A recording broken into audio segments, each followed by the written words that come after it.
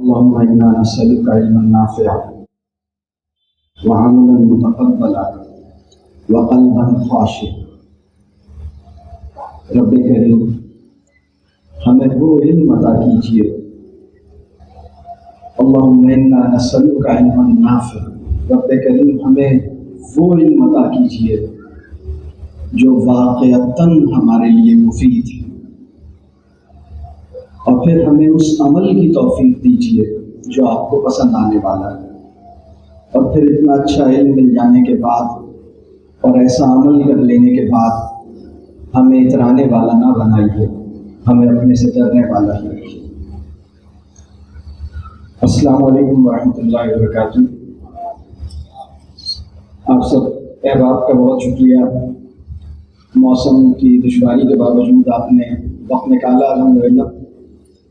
اللہ تعالیٰ اس وقت میں برکت رکھے اور ہم کوئی کام کی چیز آج کی نشست میں حاصل کر سکیں۔ کتنے ساتھی ایسے ہیں جن کے پاس لکھنے کے لیے کوئی نوٹ بک موجود ہے؟ بات ہو تو ایک گزارش یہ ہوگی کہ جو بھی کام کی بات ہے کوشش کیجیے گا اس کو نوٹ کیجیے۔ یہ بتائیے گا کہ کتنے لوگ ایسے ہیں جو اپنے شریک حیات کے ساتھ آج کی نشست میں تشریف لائیں۔ ٹھیک ہے۔ دوسری گزارش یہ ہے کہ چاہے آپ اپنے شریک حیات کے ساتھ آئے ہوں یا ان کے بغیر آئے ہوں، اور اگر آپ کا کوئی شریک حیات ابھی نہیں بھی ہے تو بھی آپ گھر میں ضرور آج جو کچھ آپ حاصل کریں اس پہ کچھ گفتگو کا کوئی موقع ڈھونڈیے گا، کچھ نہ کچھ بات چیت کرنے ہونی چاہیے۔ آپ میں سے کتنے لوگوں کے ذہن میں کوئی سوال موجود ہے؟ الحمدللہ۔ میں کوشش کروں گا کہ آج اپنی گفتگو کو تھوڑا سمیٹوں اور بہت زیادہ وقت نہ لوں، اور انشاءاللہ تعالیٰ آج اللہ نے چاہا تو سوالات کا بھی موقع نکلے گا انشاءاللہ۔ تو ہم کچھ سوالات آپ کے ذہن میں پہلے سے موجود ہیں اور کچھ سوالات انشاءاللہ میری گفتگو سے پیدا ہوں گے، اور پھر ہم انشاءاللہ اس پہ بات کریں گے۔ کتنے لوگ یہ چاہتے ہیں کہ حالات کا تجزیہ کیا جائے، اور کتنے لوگ یہ چاہتے ہیں کہ کرنے کے کام پہ بات ہو؟ تو حالات کا تجزیہ کرنے کتنے لوگ چاہ رہے ہیں کہ حالات کے تجزیے میں کوئی بات ہو، اور کتنے لوگ چاہ رہے ہیں کرنے کے کاموں پہ بات ہو؟ سبحان اللہ۔ اس سے مجھے یہ تو اندازہ ہو گیا کہ حالات کا اچھا خاصا اندازہ لوگوں کو ہے۔ تو میری گفتگو میں بھی حالات کے تجزیے پہ کوئی زیادہ وقت نہیں لوں گا۔ ہم سب واقف ہیں حالات کس طرح کے ہیں، اور میں ایک دو باتیں بس عرض کروں گا کہ قوموں کی زندگی میں مشکل حالات آتے رہتے ہیں، مسلم امہ کی زندگی میں مشکل حالات آتے رہے ہیں۔ یہ کوئی انہونی بات نہیں ہے، مشکل وقت آتا ہے، ٹھیک ہے۔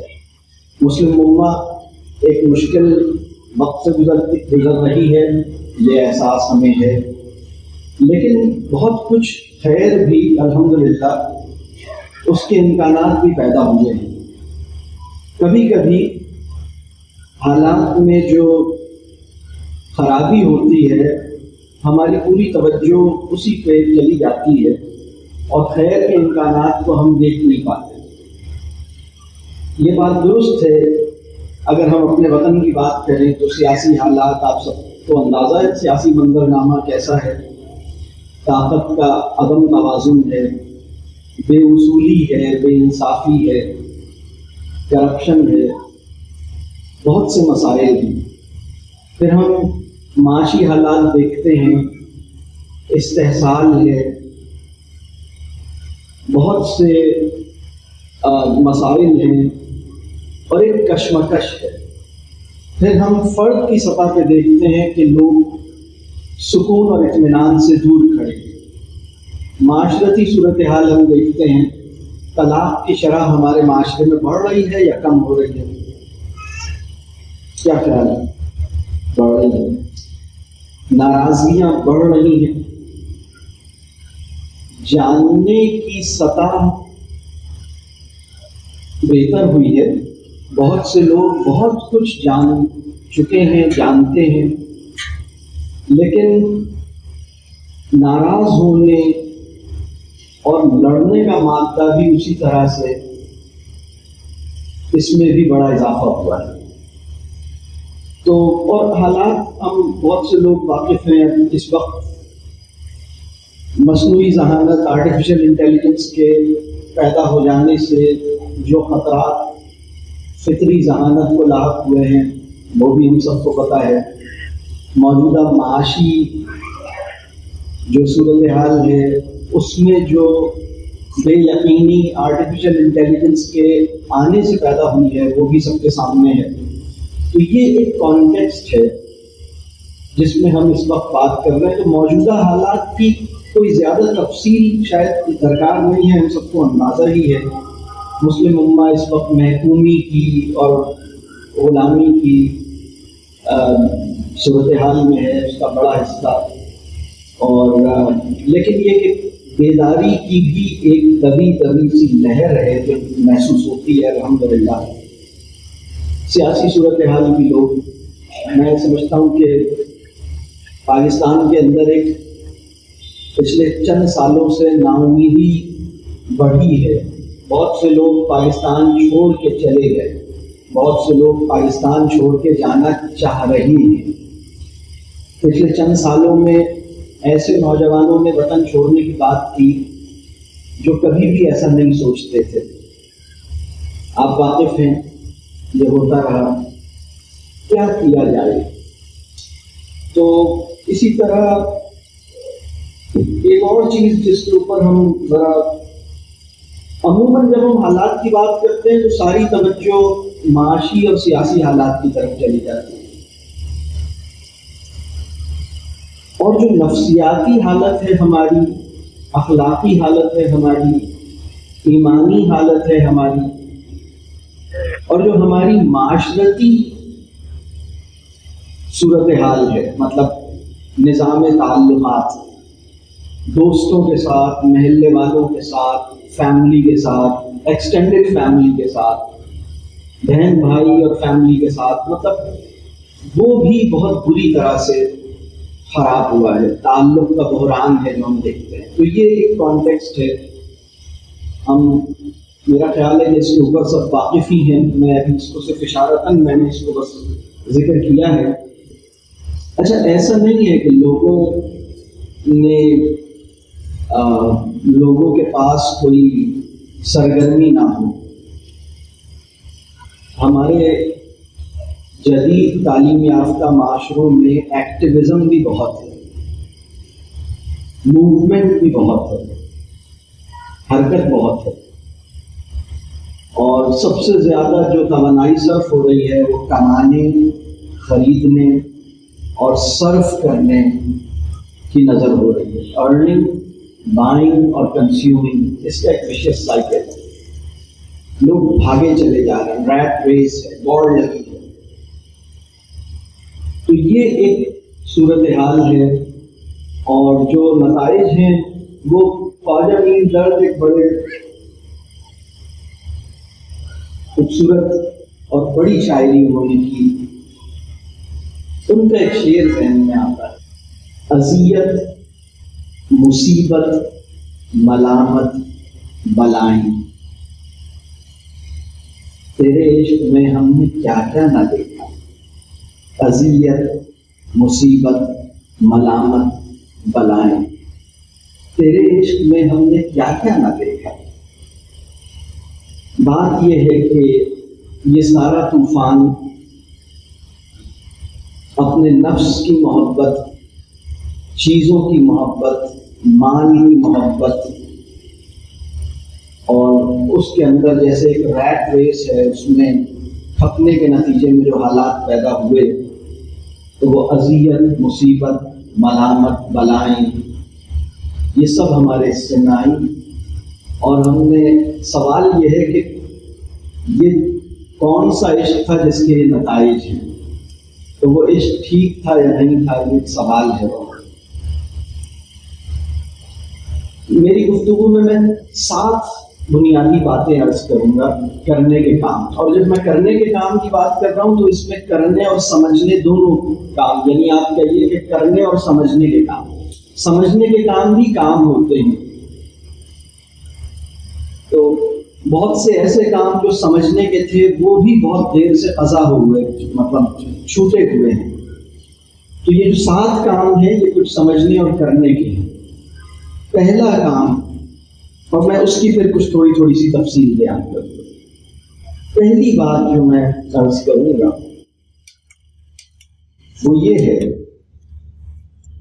ہمیں یہ سیکھنا ہوگا اور ہمیں یہ سمجھنا ہوگا اور ہمیں یہ عمل میں لانا ہوگا. اور وہ پہلی بات کیا ہے؟ بے حس ہوئے بغیر اور بے نیاز ہوئے بغیر حالات کو اپنے اعصاب اور نفسیات پر سوار نہ ہونے دیں. یہ مسلمان کی اصولی ذمہ داری ہے.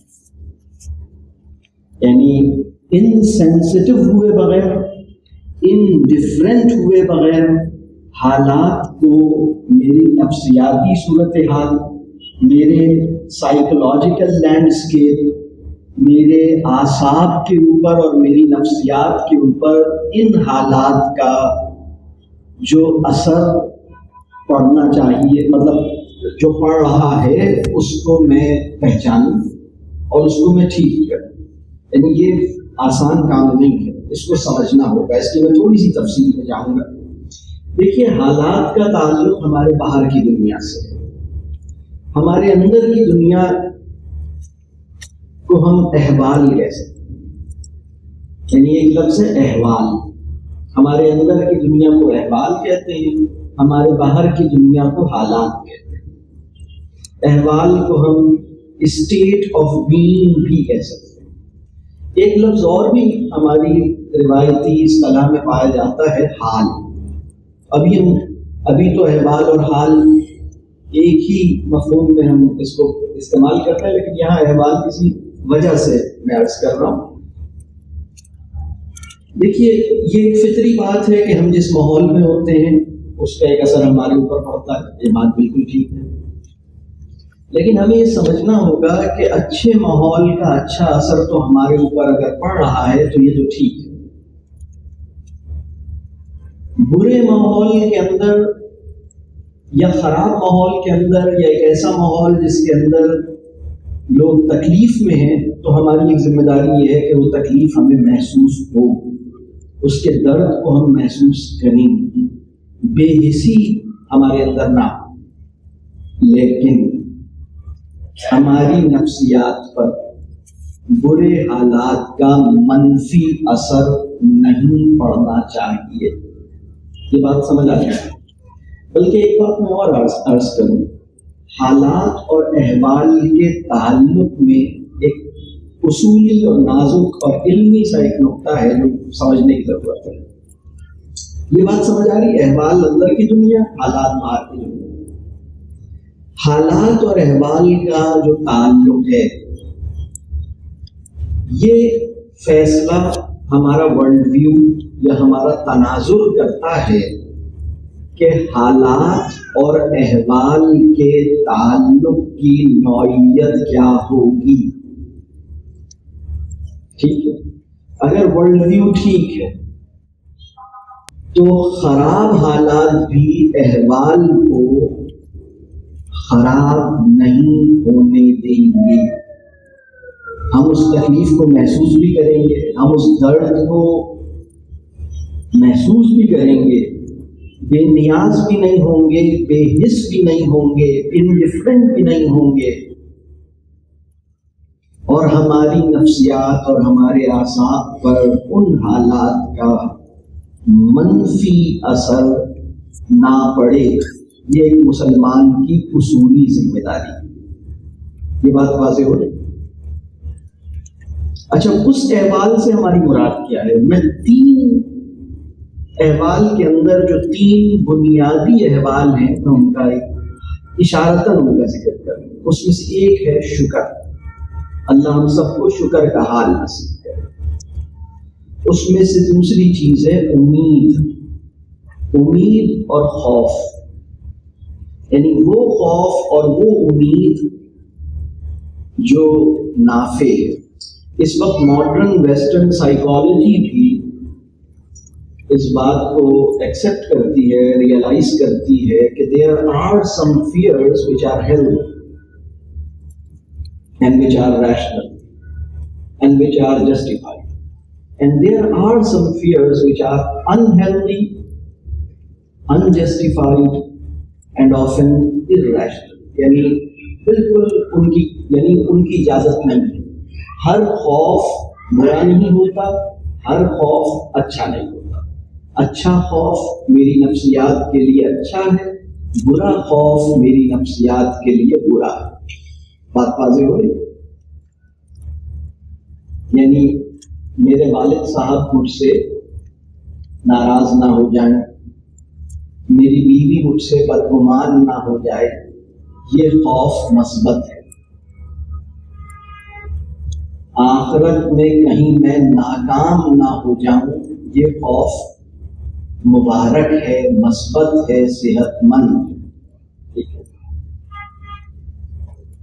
کہیں میری زندگی بے معنی، لا یعنی، بے مقصد صرف نہ ہو جائے، یہ خوف یا یہ پریشانی مبارک پریشانی. ٹھیک ہے.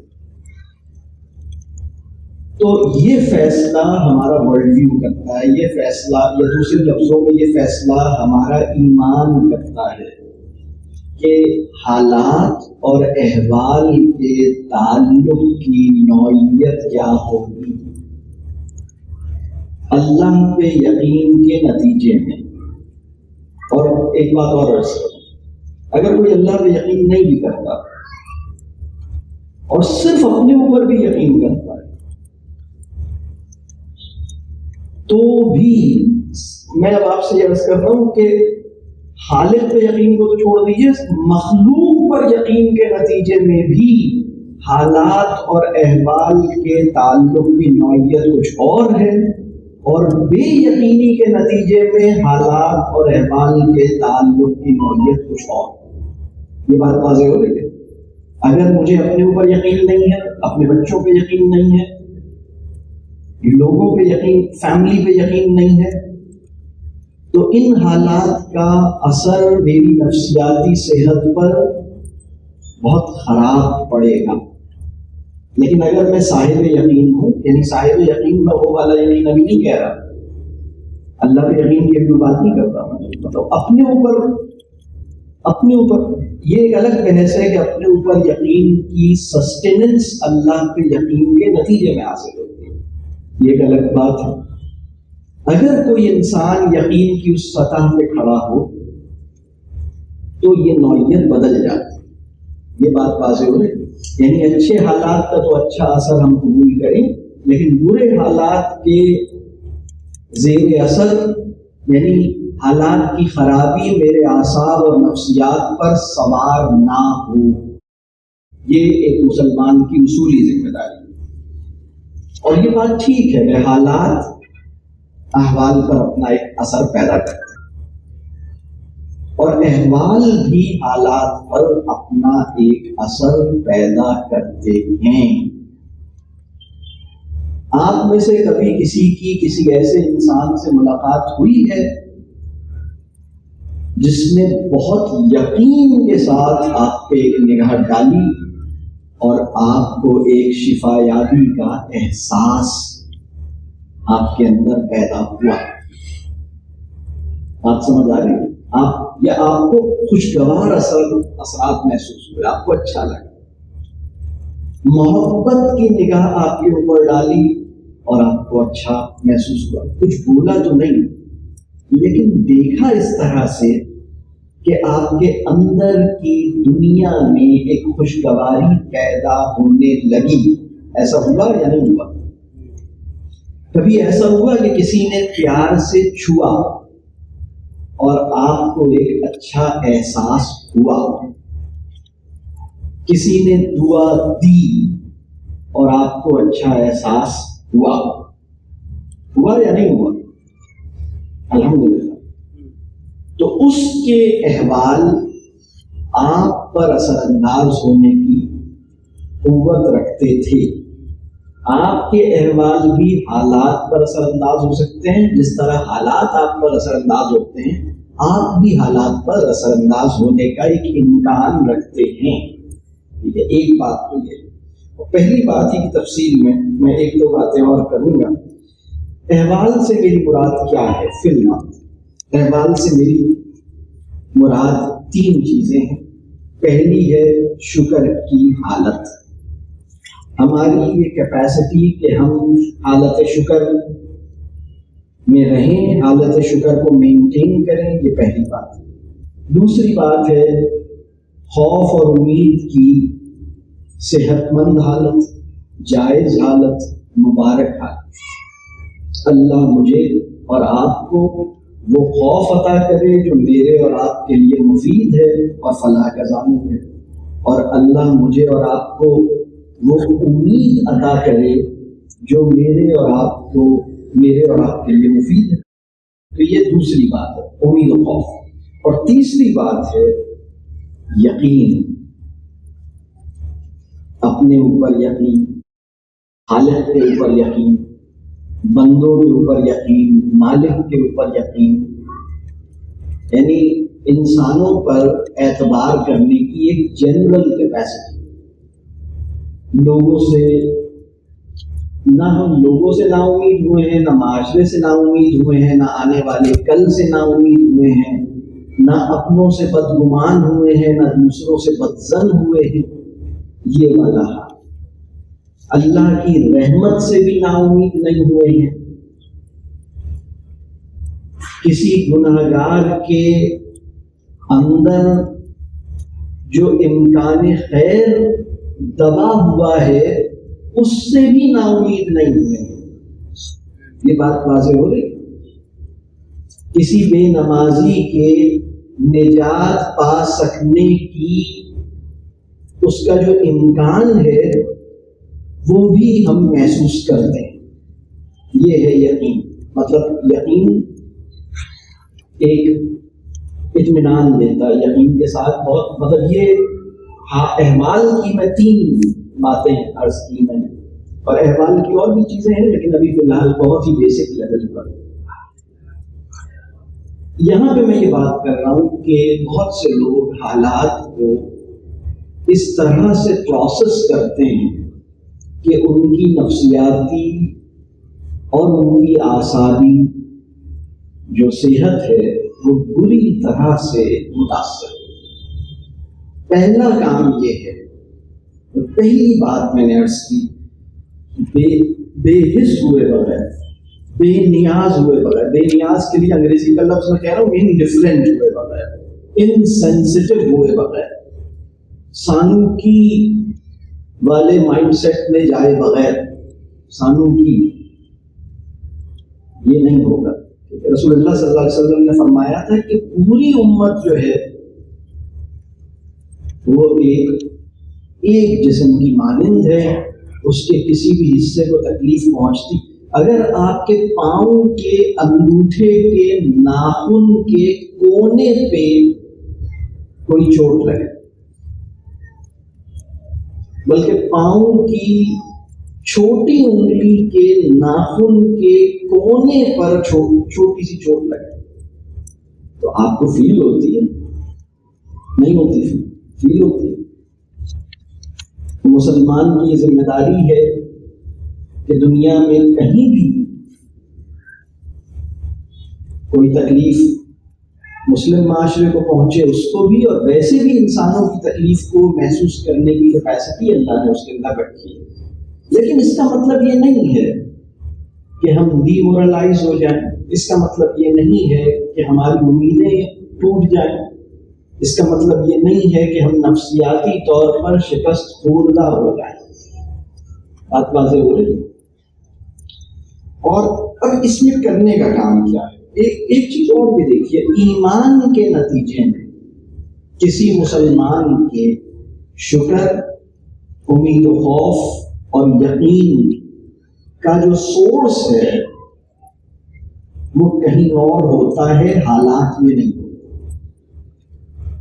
اگر میرے شکر، یقین اور امید و خوف کا جو سورس ہے وہ حالات میں روٹڈ ہے، تو یہ صاحب ایمان کی نفسیاتی وضع نہیں ہے۔ صاحب ایمان کی نفسیاتی وضع اور نفسیاتی اور ایک اصولی ذمہ داری یہ ہے کہ اس کے یقین کا جو منبع اور سورس ہے نا، سرچشمہ ہے، وہ کہیں اور ہے۔ یہ بات واضح ہوئی۔ ابھی پرابلم یہ ہوا کہ اس چیز کو ہم نے ٹھیک سے، مطلب چیزوں کو دیکھنا کیسے ہے، پہلے ہمیں یہ دیکھنا ہے، حالات کو دیکھنا کیسے ہے، پہلے ہمیں یہ ٹھیک کرنا ہے۔ تو یہ پہلا پوائنٹ ہے۔ میں نے جیسے یہ بات کی کہ ہمیں حالات کی تکلیف کو محسوس کرنا ہے، لیکن اس کی بنیاد پر نا امید اپنے آپ کو نہیں ہونے دینا۔ اچھے حالات کا اچھا اثر ضرور قبول کرنا ہے، لیکن برے حالات کو اپنی نفسیاتی صحت خراب کرنے کی اجازت نہیں دینی۔ ٹھیک ہے نا، یہ بات واضح ہے۔ پھر میں نے یہ بات بھی عرض کی، دیکھیں امید اور خوف نیچرل ہے۔ کوئی بھی انسان ایسا نہیں ہے کہ وہ امید اور خوف کے درمیان زندہ نہ ہو۔ ہر انسان امید، خوف ہو، فیئر اس کا مطلب پیرلل چلتے ہیں اور ساتھ ساتھ چلتے ہیں، جڑے ہوئے ہیں۔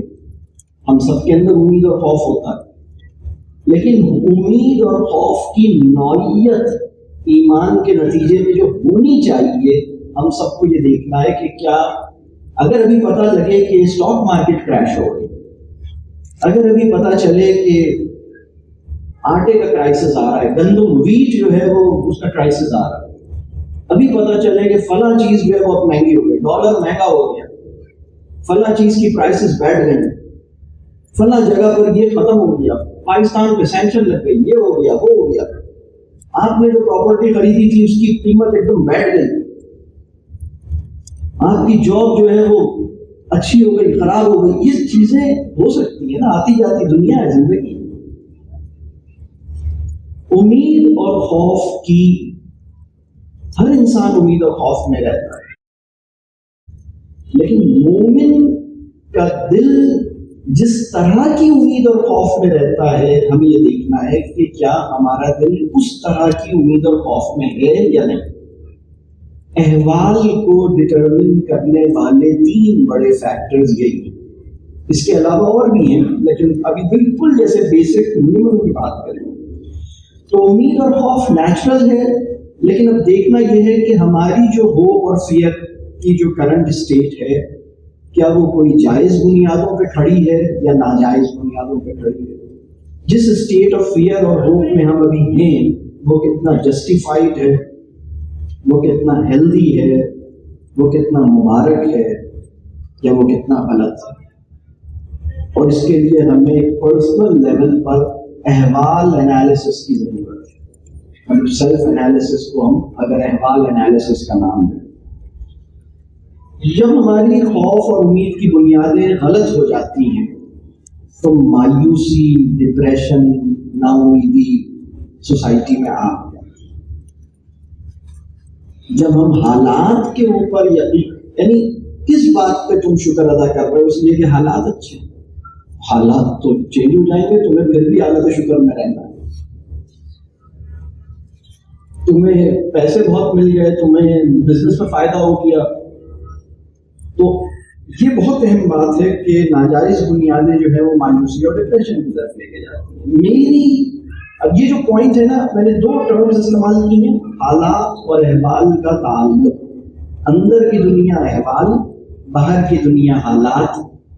احوال میں یہ پوٹینشیل رکھا گیا ہے کہ حالات پہ اثر انداز ہو سکے، حالات میں یہ امکان رکھا گیا ہے کہ احوال پر اپنا اثر پیدا کر سکیں، اور انسان کو اتنا لاچار نہیں بنایا گیا کہ وہ حالات، مطلب ایک آدمی کہے کہ I am the resultant of the circumstances I have been living in۔ میں تو جناب جس قسم کے حالات، جناب ہم تو حالات کی پیداوار ہیں، ہم تو پچھلے 40 سالوں سے اسی حال میں رہ رہے ہیں، تو اس کے نتیجے میں تو یہی سائیکی بننی ہے، یہی ہم تو جیسے یعنی جس طرح کے حالات میں ہمیں ڈال دو ویسے ہم بن جائیں گے. تو کیا انسان ایسا ہے؟ میں ایسے لوگوں کو جانتا ہوں جن کے والدین اپنی اولاد پر توجہ نہ دے سکے. میں ایسے لوگوں کو جانتا ہوں جن کی زندگی میں شدید چیلنجز آئے، بہت ہی سیریس چیلنجز تھے اور بہت زیادہ، لیکن الحمدللہ ان کے اندر ایک شکایت پن نہیں ہے، وہ مطمئن ہیں، خوش ہیں، وہ اپنے والدین سے بھی ناراض نہیں ہیں، کسی سے بھی ناراض نہیں. سچ ہے. ایسا انسان کیسے پیدا ہوتا ہے؟ ایسے انسان، ایک بات میں آپ سے عرض کروں، ایسے انسان اللہ کو ماننے والوں کی دنیا میں بھی ہوتے ہیں اور اللہ کے انکاریوں کی دنیا میں بھی مل جاتے ہیں. یہ بات سمجھ آ رہی ہے؟ اور یہی انسان اپنی تہذیب کا بڑا آدمی ہوتا ہے. تو ہمیں سمجھنا ہے، اس کو تلاش کرنا، یہ پہلی بات ہے. اب اس کام کو کیسے کیا جائے، پہلی بات کو اس کے لیے کچھ پریکٹیکل سجیشنز ہیں. آپ کہیں گے تو پورا فلسفہ آ گیا، ہم تو کرنے کے کام تھے. اس میں مجھے تو سمجھنے کی بات تھی، کرنے کے کام اور اسی سے ریلیٹڈ کیا ہے. پہلی بات دیکھیں، لیٹسٹ نیوز کو ہمارا ایجوکیٹڈ آدمی، اور ایجوکیٹڈ ہو یا ان ایجوکیٹڈ ہو، اوور کنزیوم کر رہا ہے کانٹینٹ کو. Over consumption of meaningless content ہو رہی. میں آپ سے عرض کروں، انفارمیشن فاسٹنگ کی ضرورت ہے. انفارمیشن فاسٹنگ سمجھتے ہیں؟ معلومات کا روزہ رکھ لیا میں نے، اگلے 40 دن تک کچھ نیا نہیں جاننا کا، جاننے ہوئے پر غور و فکر کروں گا، نیا نہیں جاننا. اس کا مطلب یہ نہیں ہے کہ میں لرنر نہیں ہوں. اس کا مطلب یہ صحت کا تعلق زیادہ کھانے سے نہیں ہے، اچھے ہاضمے سے. اگر ڈائجسٹ نہیں کر رہے، ایبزارب نہیں کر رہے اور پیٹ میں اتارے جا رہے ہیں تو کچھ بھی نہیں ہوگا، ڈائریا ہوگا. یہ انفارمیشن ڈائریا ہے، کنفیوژن ہے. ابھی پرابلم یہ ہوا ہے کہ لیٹسٹ نیوز آئٹم، ابھی کون کس سے ملا، ابھی اس نے کیا کہا. اور پہلے تو ہم سب سیاستدانوں ہی کے لیٹسٹ نیوز فالو کرتے تھے، اب موٹیویشنل اسپیکرز کی بھی کرتے ہیں.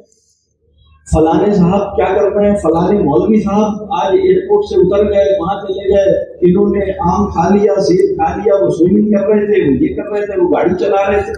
عجیب دیوانہ پن ہے. تو ہم کچھ بریک لیں. اگر آپ کو مسلم امہ کا آپ کو فکر ہے، اور ہونی چاہیے، یہ اگر کی بات نہیں ہے، مسلم امہ کا غم اور درد ہمارے اندر اللہ کرے کہ زندہ رہے اور اسی طرح زندہ رہے جیسے اسے ہونا چاہیے.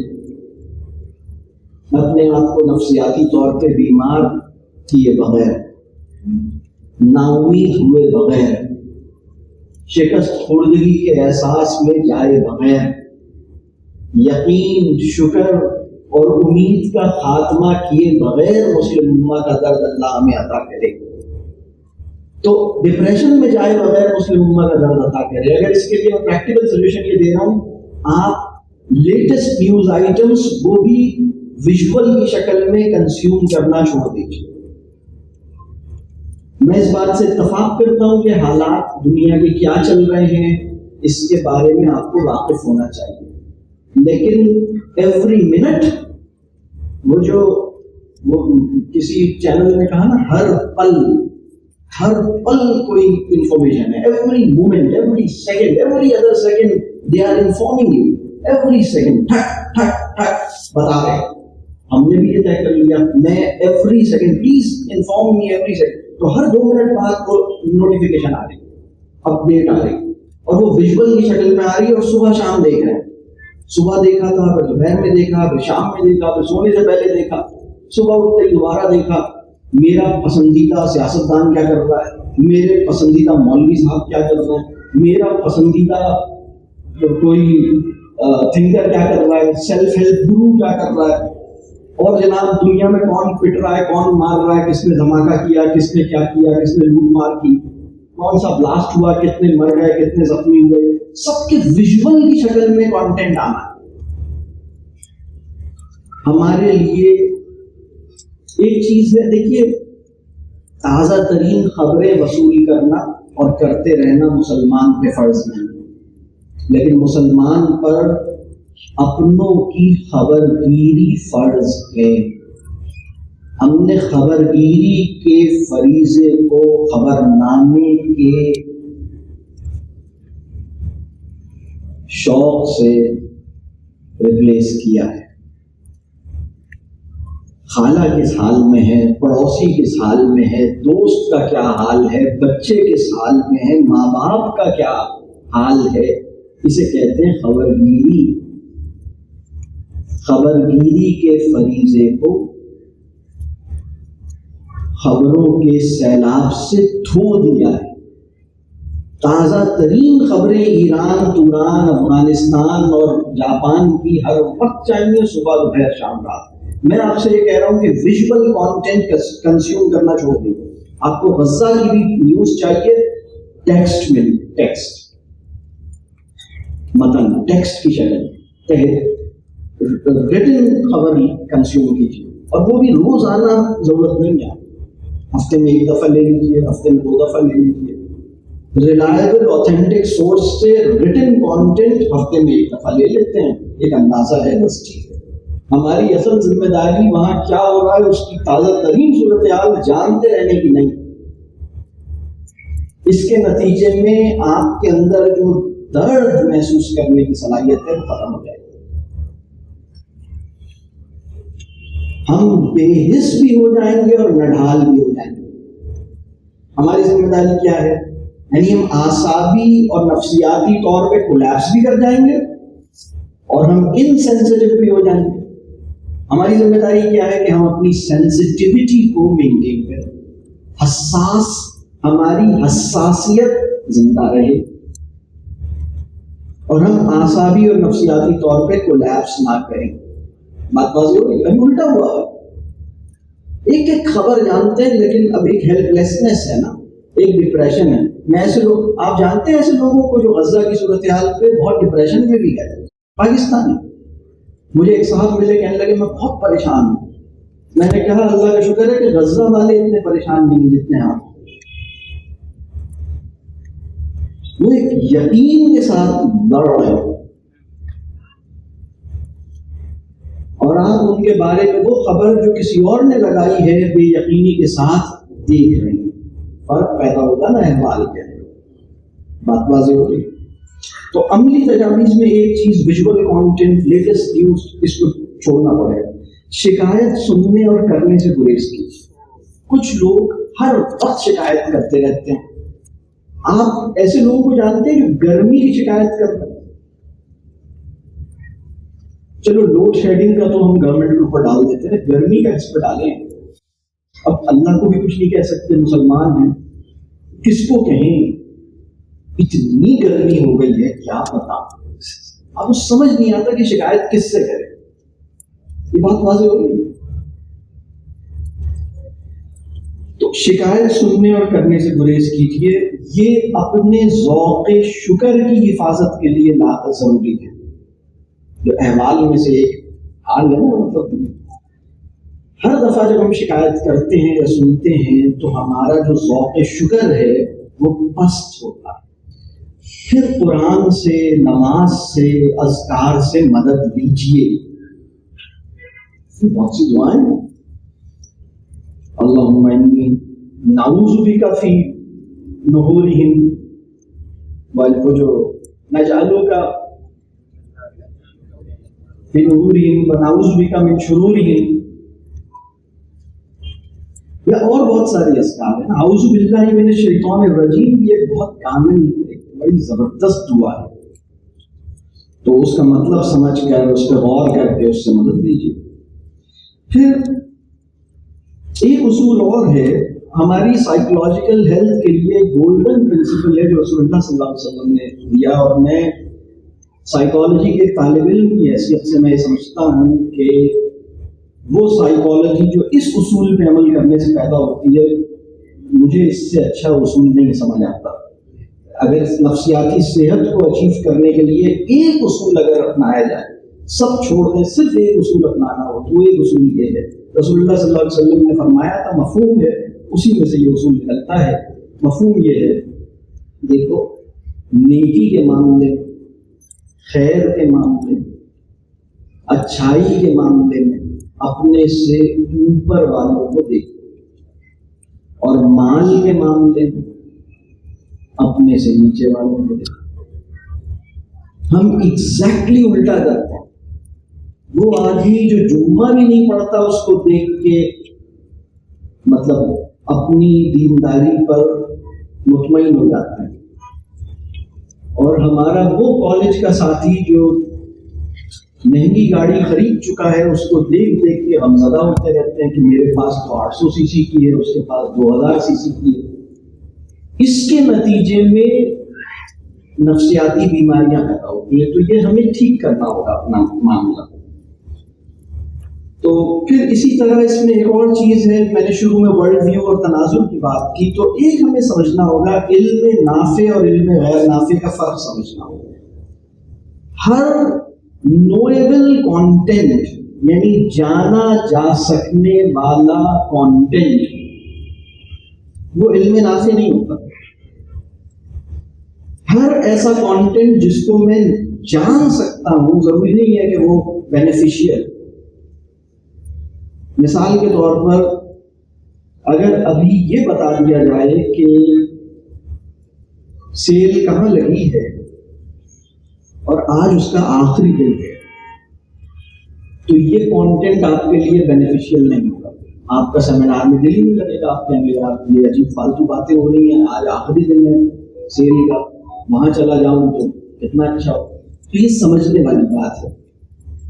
ہر جانی جا سکنے والی بات علم نافع ہے. ہمیں وہ جاننا ہے جس کے جاننے میں خیر ہے. ابھی تو پرابلم یہ ہو رہا ہے کہ ایک انکنٹرولبل کیوریوسٹی ہے، آؤٹ آف تجسس، آؤٹ آف کیوریوسٹی. فلاں کہاں، فلاں کیا کہہ رہا ہے، فلاں کیا کر رہا ہے، فلاں وہاں کیا ہو رہا ہے، وہاں کیا ہو رہا ہے.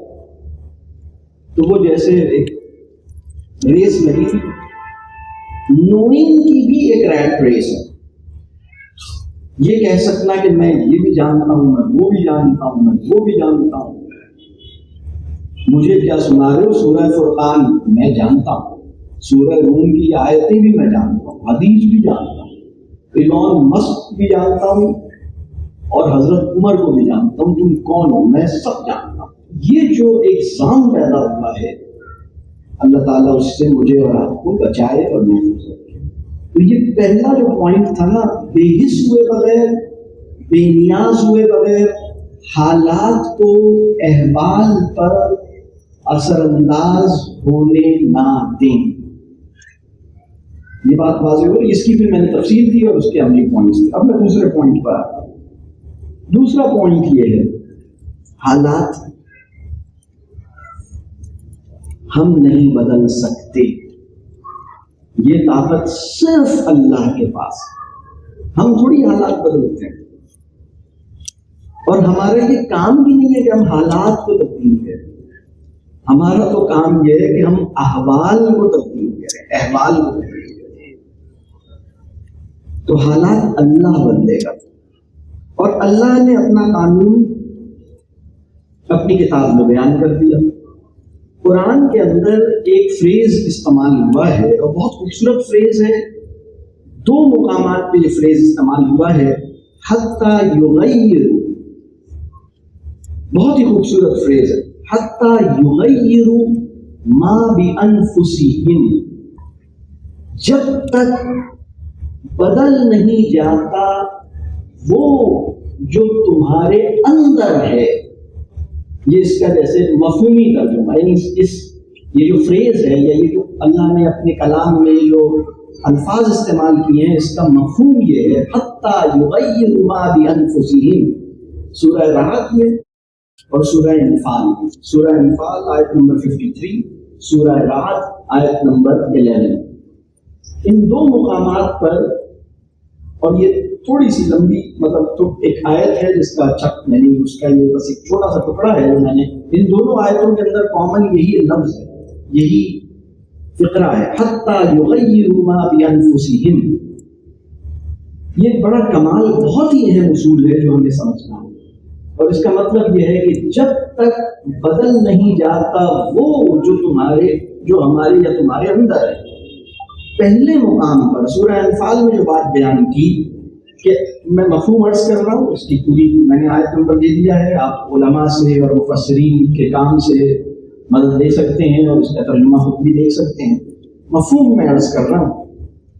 سورہ انفال میں جس مقام کا میں نے اشارہ کیا وہاں پر یہ بات بیان ہوئی کہ اللہ وہ نعمت جو اس نے کسی قوم کو دے رکھی ہو وہ ان سے اس وقت تک واپس نہیں لیتا یا اس کو چینج نہیں کرتا جب تک کہ وہ قوم خود اپنا طرز عمل یا اپنے اندر تبدیلی نہ لائے. یعنی یہاں تبدیلی سے مراد یعنی وہ ان اصولوں کو چھوڑ دے. مطلب کسی قوم کو اللہ نے بڑا عزت دی بھی اور بڑا شرف دیا، جب تک وہ چند کچھ چیزیں ایسی ہیں جن پہ وہ قائم رہیں گے تو اللہ تعالیٰ کی نعمت ان کو دیے رہے. دوسرا مقام جو سورہ رات کا ہے وہاں پر حتی یغیروا ما بانفسہم سے پہلے یہ ان اللہ لا یغیر ما بقوم حتی یغیروا ما بانفسہم، کہ اللہ کسی قوم کے حال کو اس وقت تک نہیں بدلتا جب تک وہ خود اپنے احوال کو تبدیل نہ کرے. یعنی وہ قوم جو بہت برے حال میں ہے اللہ اس کو اچھے حال میں اس وقت لائے گا جب وہ پہلے اپنے اندر کے حال کو تبدیل کرے. اسلام کی محبت میں اسلام آباد پر غلبے کی خواہش سے زیادہ نفس پر غلبے کی خواہش میرے اندر ہونی چاہیے. یہ بات واضح ہے. اسلام کی محبت میں اسلام آباد پہ چڑھائی کا مشن تو ہم نے بنایا، لیکن اپنے نفس کو تسخیر کرنے کا کوئی پروجیکٹ ہم نے انیشیٹ نہیں کیا تو بات نہیں بنی. یہ بات واضح ہو رہی ہے. تو ترتیب کیا ہے؟ مطلب یہ جو پوائنٹ ہے یہ بہت اہم پوائنٹ ہے کہ اپنے اوپر کام جو ہے وہ کرنا پڑے گا. اور اس کے لیے جیسے میں نے یہ بات کی کہ حالات ہم نہیں بدل سکتے، حالات اللہ بدلے گا. حالات بدلنے کا قانون بیان ہو گیا اور اس کے اندر یہ بات ہو گئی. اور یہ دو مقامات میں نے قرآن کی جو آیتیں عرض کی ہیں، اب اس سے جو اس کی امپلیکیشنز یا اس سے نتائج کیا ہیں، مطلب ایکشن پوائنٹس کیا ہیں، مطلب اس پہ کرنے کا کام کیا ہے اس کانٹیکسٹ میں، اس پوائنٹ پر. ہمارے بزرگ ہیں، دوست بھی ہیں، ایک دن وہ بڑی اچھی بات کہنے لگے کہ مسلم امہ کے حالات صبح تک ٹھیک ہو سکتے ہیں، یعنی کل ٹھیک ہو جائیں گے انشاءاللہ. ایک شرط ہے کہ سارے مسلمان آج رات سچی توبہ کریں، کل سے ہماری صبح اور ہماری دنیا کا آغاز ہوگا انشاءاللہ. تو یہ جو سچی توبہ ہے اور یہ جو اپنی اصلاح اور اپنے تزکیے کی فکر ہے، اپنی ذمہ داریوں کی فکر ہے، اپنے حصے کے کام ہے، یہ بہت اہم بات ہے. یہ پوائنٹ نمبر 2 کا سمجھ لیں، اس کی امپلیکیشنز کہہ لیجیے.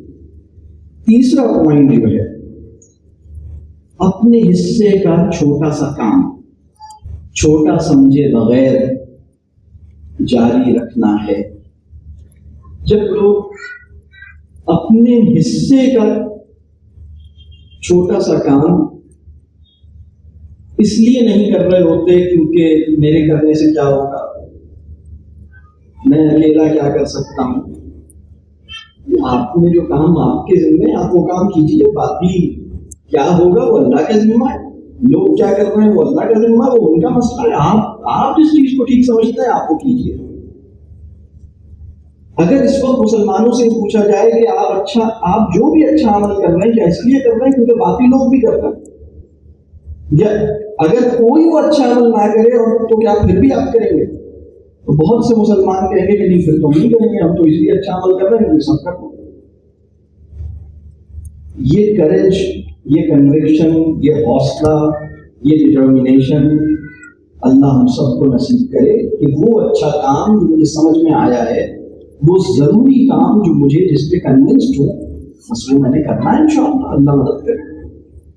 تو اپنے حصے کے چھوٹے سے کام کو چھوٹا سمجھے بغیر پورے یقین کے ساتھ، پوری یکسوئی کے ساتھ جاری رکھنا ہے۔ اور اس میں یہ جو تیسرا پوائنٹ میں عرض کر رہا ہوں، دیکھیں ایک بات اور سمجھیے، اللہ نے ہمیں نا اختیار کے ساتھ پیدا کیا، لیکن اللہ نے ہمیں غلام کی حیثیت سے پیدا کیا۔ یہ دو باتیں اگر بیک وقت میرے شعور پر تازہ رہیں تو چیزیں ٹھیک رہیں۔ میں غلام ہوں لیکن کچھ اختیار کے ساتھ مجھے پیدا کیا گیا۔ کبھی ہم اختیار کو محسوس نہیں کرتے، کبھی ہم غلام ہونے کی حیثیت کو محسوس نہیں کرتے، دونوں کو محسوس کرنا۔ اور یہ جو میں تیسرا پوائنٹ جو میں بات کر رہا ہوں، ایک چیز اس میں سمجھیے کہ حالات چاہے جیسے بھی ہو جائیں، جتنے بھی خراب ہو جائیں، اپنے اختیار کا ایک ننھا سا بلبلا ہمیشہ زندہ رہتا ہے۔ آپ کو کوئی باندھتے اور بند کرتے تو بھی میں کسے ٹھیک مانتا ہوں اور کسے غلط مانتا ہوں، یہ اختیار تو مجھ سے نہیں لے سکتا۔ کیا خیال ہے؟ تو یہ جو بات ہے نا، مطلب کم از کم اس درجے کا یقین تو ہمیں آ جائے نا جتنا فیض صاحب کو تھا نا، مطلب زباں پہ مہر لگی ہے تو کیا کہ رکھ دی، ہر ایک حلقہ زنجیر میں زباں ہے، مطلب انہیں بند کر دیا تھا۔ تو یہ بند کرنے والا واقعہ پہلی دفعہ تھوڑی ہو رہا ہے بھائی، 70 سال سے چل رہا ہے، انہیں بند کرتے ہیں، کھولتے ہیں، بند کرتے ہیں، تو پریشانی کی بات نہیں ہے۔ تو پہلے بھی لوگ فیض صاحب وغیرہ بھی بند ہوئے ہیں، اور بھی لوگ بند ہوئے ہیں، آپ بھی بند ہو سکتے ہیں، کوئی بھی بند ہو سکتا ہے۔ لیکن فیض صاحب یہ کہہ رہے ہیں کہ ٹھیک ہے، تم نے مجھے بند کیا تو کیا، زبان پہ مہر لگی ہے تو کیا کہ رکھ دی، ہر ایک حلقہ زنجیر میں زباں میں، یعنی مجھے تم نے بند بھی کر دیا، میرے قلم پہ پابندی بھی لگا دی، میری رائٹنگ کو تم نے بین بھی کر دیا، تو کیا ہوا؟ ہر جیل کے اندر یہی بات ہو، مطلب فیصلہ لے گئے تو کسی درجے پر مطلب ہم محسوس تو کریں۔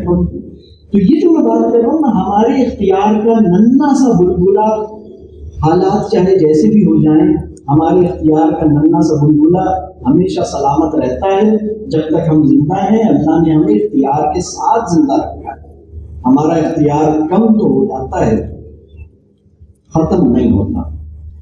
ہماری ذمہ داری یہ ہے کہ اختیار کا احساس غلامی کے احساس کے ساتھ نتھی رہے۔ پرابلم اس وقت ہوتا ہے جب ہمارا احساس غلامی کو جو ہماری روایتی اصطلاح میں بندگی کہتے ہیں، بندگی،